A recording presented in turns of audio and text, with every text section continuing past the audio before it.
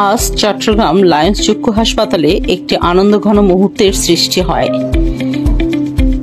যখন আইডি পিডিজি নাজমুল হক স্যার হঠাৎ করে আমাদের হাসপাতালে সারপ্রাইজ ভিজিট করেন।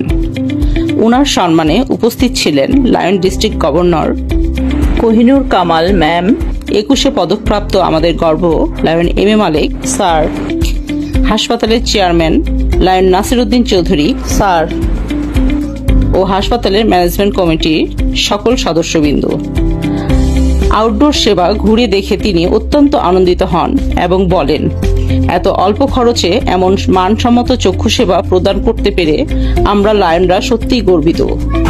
তিনি হাসপাতালের ম্যানেজমেন্টের সাথে সৌজন্য সাক্ষাৎ করেন এবং হাসপাতালের ভবিষ্যৎ উন্নয়নে বিশেষ করে আর্টিফিশিয়াল ইন্টেলিজেন্স প্রযুক্তির মাধ্যমে ডায়াবেটিক রেটিনাপ্যাথির নির্ভুল ও সহজ ট্রিটমেন্টে সর্বাত্মক সহায়তার আশ্বাস দেন।